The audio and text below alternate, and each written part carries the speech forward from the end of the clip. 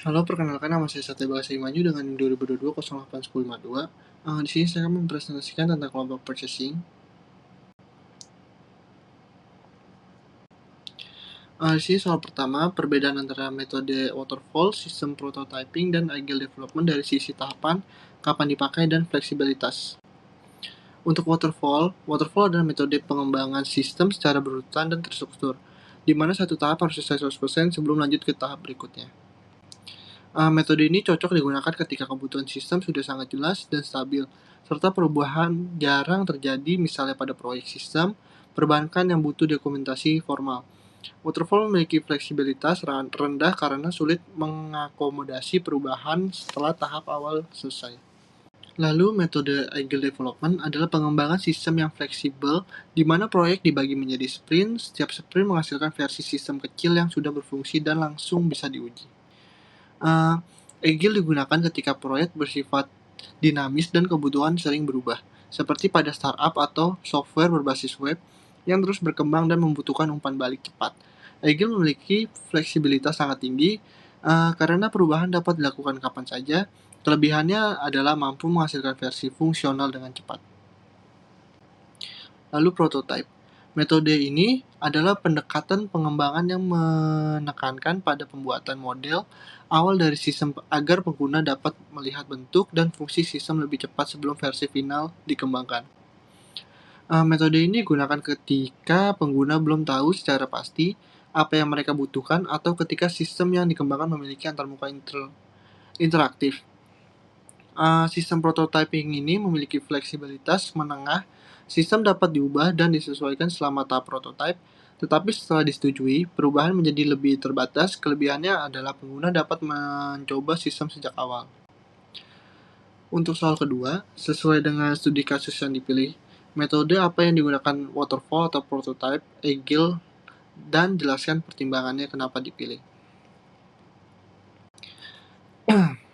Untuk sistem prototyping, alasannya yaitu user perlu melihat tampilan sistem terlebih dahulu agar kebutuhan sistem dapat dipahami dengan lebih jelas. Lalu yang kedua, prototype dibuat untuk memvisualisasikan alur sistem sebelum dilakukan implementasi dengan Laravel.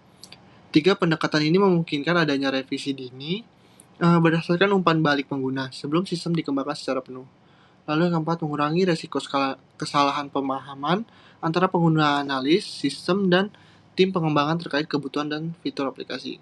Lalu yang kelima, cocok digunakan untuk modul purchasing yang melibatkan banyak interaksi pengguna seperti permintaan pembelian, persetujuan, dan pencatatan barang masuk. Lalu sistem prototyping. Kelebihan metode ini untuk proyek purchasing yaitu yang pertama mempercepat validasi kebutuhan sistem, karena pengguna dapat langsung mencoba antarmuka awal. Lalu yang kedua, meningkatkan kepuasan pengguna sebab sistem akhir dan lebih sesuai dengan kebutuhan nyata di lapangan.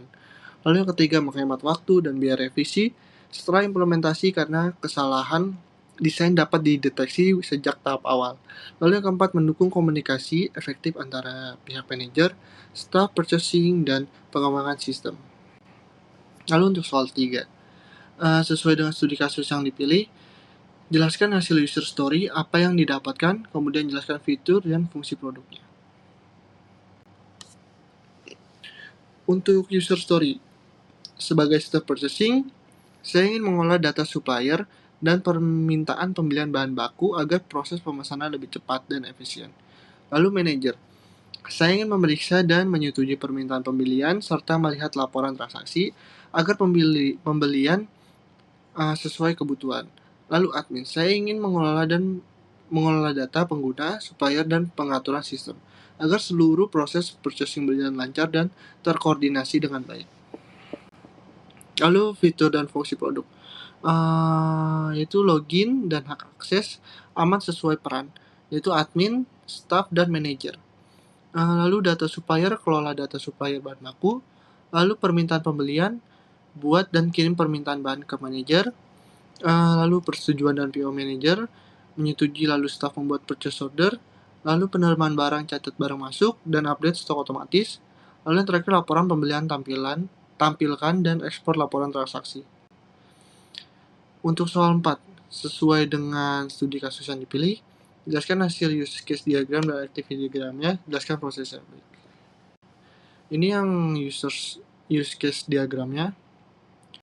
Penjelasan use case diagramnya yaitu admin mengelola seluruh proses pembelian bahan baku, login ke sistem, menambah data supplier, membuat purchase request dan purchase order, mencatat penerimaan barang, serta mencatat laporan pembelian.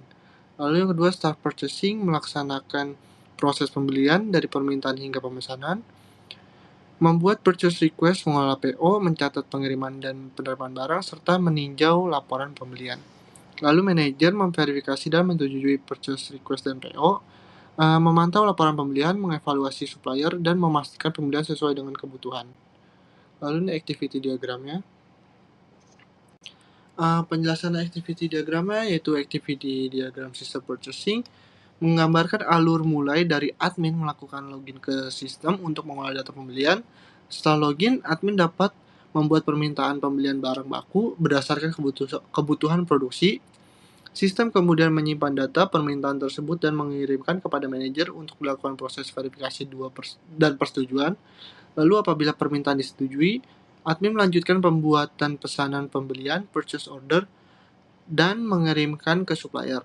Setelah supplier mengirimkan barang, staf gudang akan mencatat penerimaan dan memverifikasi kesesuaian jumlah serta kualitas barang. Lalu sistem selanjutnya memperbarui untuk stok bahan baku dan mencatat transaksi pembelian. Laporan pembelian dapat diakses oleh manajer maupun admin untuk keperluan evaluasi dan audit. Dengan alur ini, setiap proses pembelian tercatat secara transparan dan terintegrasi. Baik, sekian dari saya. Terima kasih.